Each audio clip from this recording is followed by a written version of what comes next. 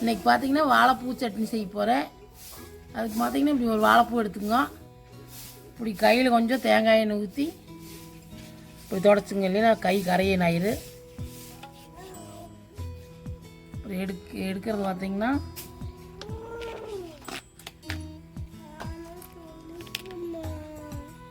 தொழிங்க தங்க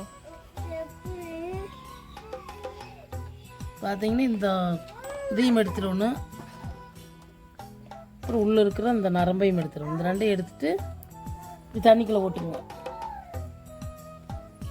இதுக்கு உப்பு போட்டு இந்த தண்ணிக்குள்ளே போட்டுங்க. அப்படின்னா கருத்து போயிடு. எல்லாம் அப்படி எடுத்துக்கங்க. இதையுமே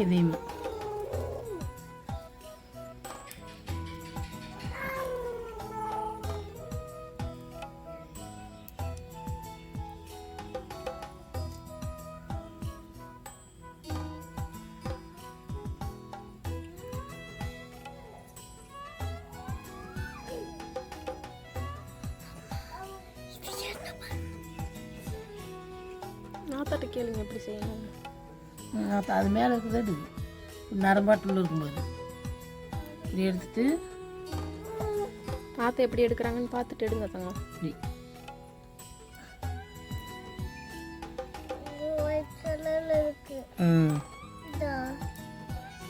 அது மேலே இருக்கிறது பூ இதை எடுத்துடணும். எடுத்துட்டு தண்ணிக்குள்ளே கொண்டு நீங்களும் போடுங்க. தண்ணிக்குள்ளே போடு. அதெல்லாம் எடுத்துட்டு காமிக்கிறேன். எதை இருக்கணும்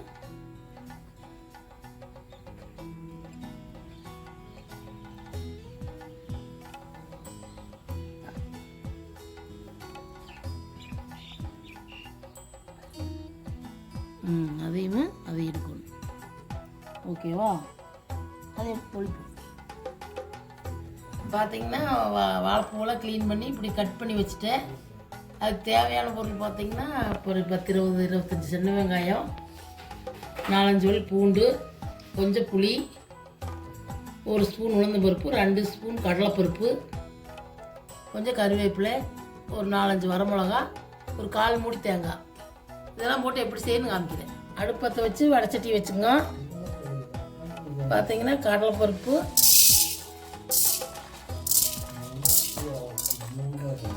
உளுந்தையும் போட்டுக்கலாம்.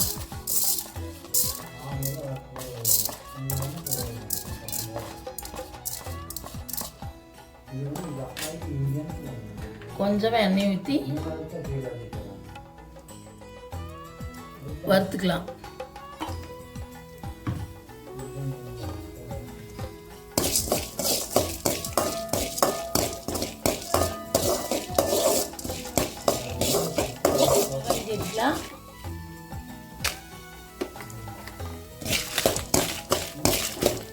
உங்களுக்கு காரத்துக்கு தகுந்த மாதிரி சேர்த்துக்கணும். நான் 4 மிளகா சேர்த்திக்கிறேன். நான் 4 பேருக்கு செய்கிறதுனால இவ்வளோ செய்கிறேன். இன்னும் வேணுன்னா நீங்கள் இன்னும் வெங்காயம் மிளகாலாம் போட்டுக்கணும்.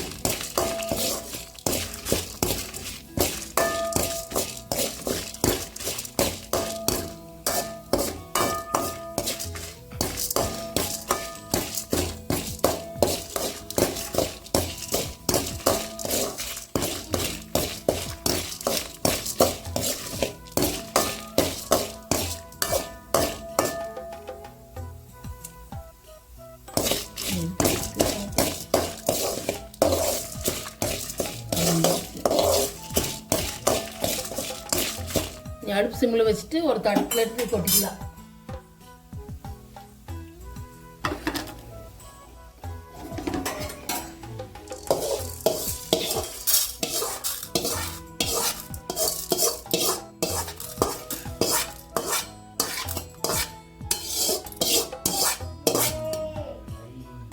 கொட்டிட்டு மறுபடியும் வடைச்சட்டி வச்சுக்கலாம்.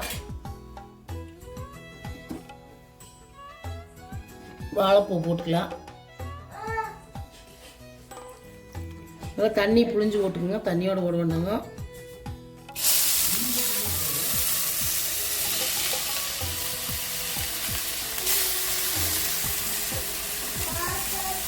இந்த சட்னி பார்த்திங்கன்னா குடல் புண்ணையெல்லாம் ஆற்றும். சுகர் இருக்கிறது நல்லது. ரத்தம் இல்லாத ரத்தம் வரும். இது ஒரு மருத்துவ குணமுள்ள சட்னி. நீங்களும் அரைச்சிட்டு வாங்க. பொரியல் பண்ணி சாப்பிட்லாம், சட்னி செஞ்சு சாப்பிட்லாம்.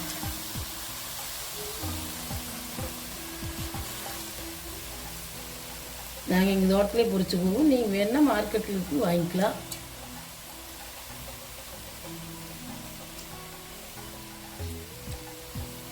கொஞ்சமாக எண்ணெய் ஊற்றி வதக்கிக்கலாம். இது கொஞ்சம் பாதி வதங்கினதுக்கப்புறம் வெங்காயம் போட்டுக்கலாம்.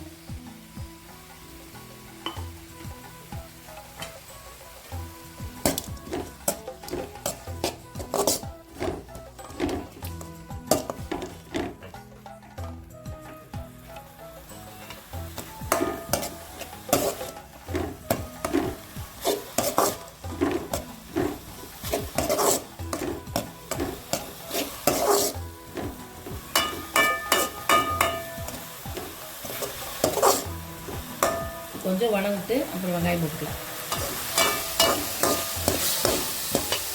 இப்போ பார்த்தீங்கன்னா வாழைப்பூ வதங்கி கொஞ்சம் இப்படி கலர் மாதிரி வந்ததுக்கப்புறம் வெங்காயம் சேர்த்துக்கலாம்.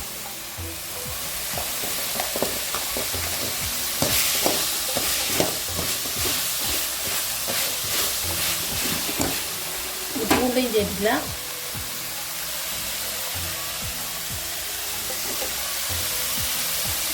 கருவேப்பிலையும் சேர்த்துக்கலாம்.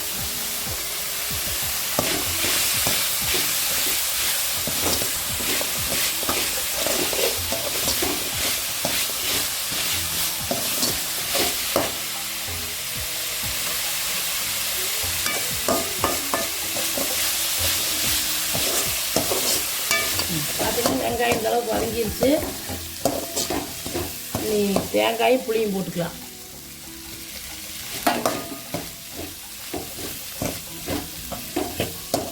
தேங்காய் ஊற்றி ரொம்ப நேரம் ஓட்ட வேண்டியதில்லை, கொஞ்சம் ஊற்றி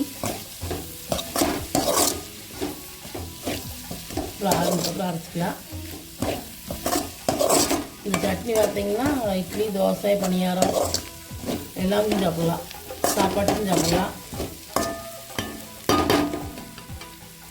இந்த அரைச்சி வச்சு இந்த வதக்கி வச்ச வடைப்பருப்பு வெங்காயெல்லாம் போட்டுக்கலாம். அடுப்பு ஆஃப் பண்ணிக்கலாம்.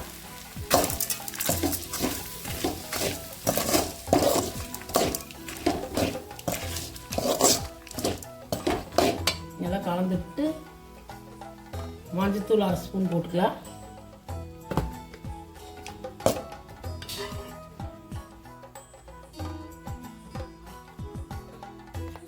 உப்பு தேவையான அளவு போட்டுக்கலாம்.